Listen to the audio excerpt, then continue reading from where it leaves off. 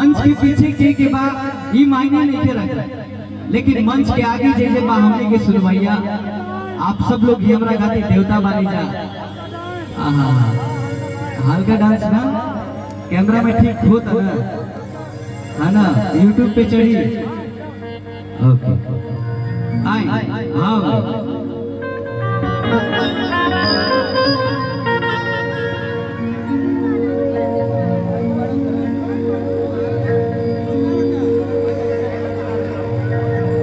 जयंती मंगला काली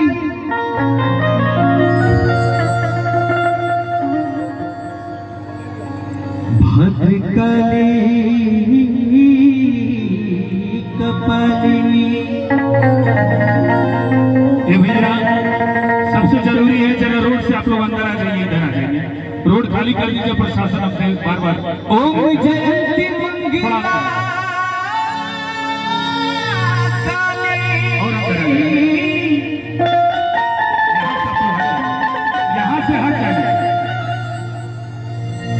भद्रकाली कपालिनी दुर्गे क्षमा शिवा धात्री स्वाहा स्वधा नमोस्तुते।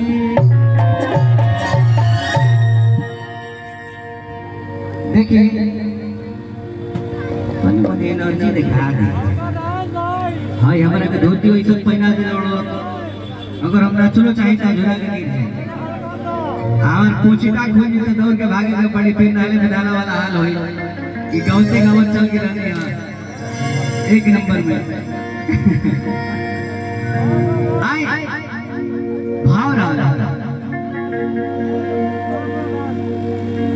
हल्का फुल्का डांस ना, हम गाना बजा रही है हमारा के छोड़े सैया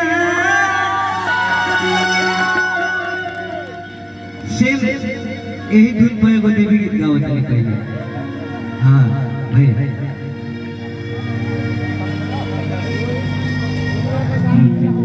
निमिया के डांस में ना अब उहे हुए। अच्छा निमिया के डांस में हमार चाची बहन बोले केहू गावे लगा, केहू के याद बा।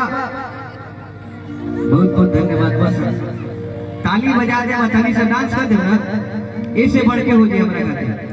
पैसा ना चाहिए, बस आशीर्वाद दी आ खुद के एकदम ताली बजा के अपन भाई के मनोबल बढ़ा दीजिए। बस बहुत बहुत धन्यवाद, थैंक यू, लव यू।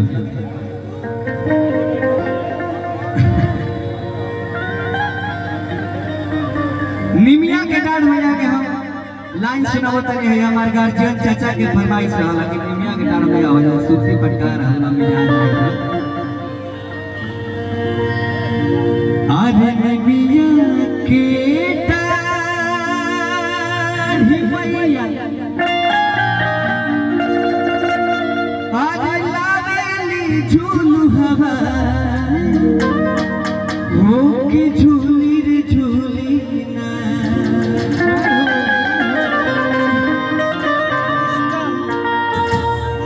ई हमार माई बहन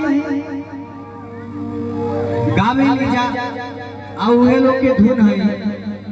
एगो भरत शर्मा जी गवाले बने अभिषेक भैया, इहे गनवा के से अब अंदाज कर चीज निमिया की दाढ़ी मैया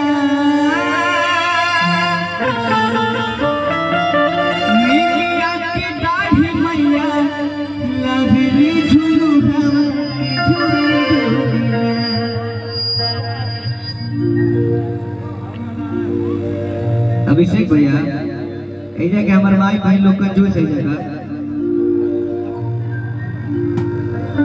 ए मौसी ए हरियर की साड़ी वाली मौसी निमिया के डांड भैया गाई ना याद बा? अगर याद हो तो हम आए रौला लगे, याद बा? आ जाए हम चाची हटी ना हमको जो। अगर हमारा मौसी बढ़िया गए तो ताली बजाई हो बेमानी ना ठीक ना? आप सब भी ताली बजाइए। ये हमने के आज के एगो मनोरंजन के सुविधा बा और माई के जगराता भी हो जाए, माई के सामने हाजिरी भी लगे हो सके तो माई हमारे दुर्गा मैया कौना रूप में आई बड़ी बस आशीर्वाद की बेटा की तनी गाय कर ले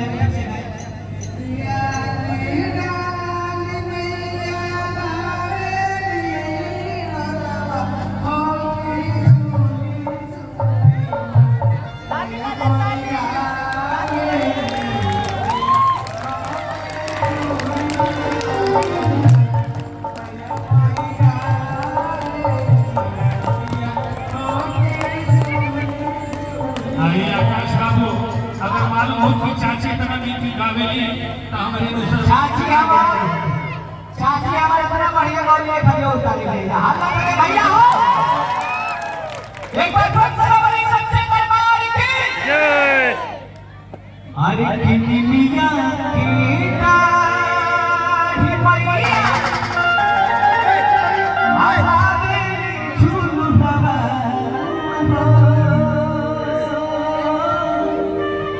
झूली झूली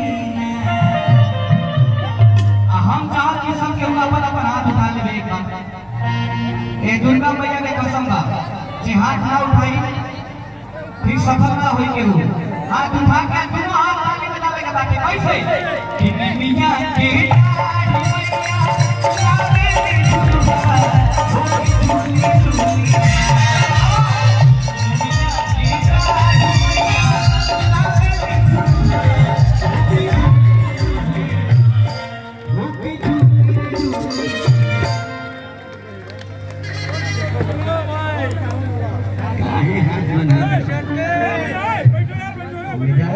दोनों हाथ उठा के एक बार फिर से बोलिए सच्चे दरबार की सच्चे दरबार की सेना वाले भैया की कि मैया मोदी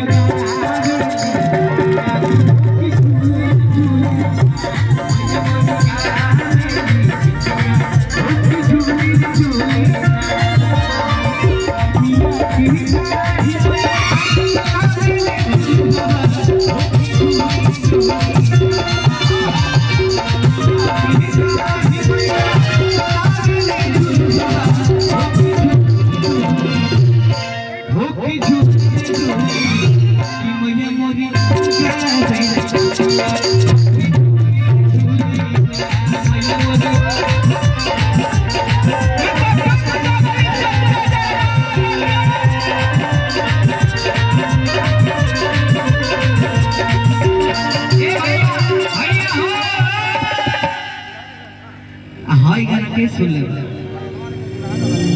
ए राजा जी मेला घुमाइबा कि ना घुमाइबा कुल नवरात्र बीती गई अब आज लास्ट बा तो मेहरारू कैसे कहती है कि अशोक के नामी में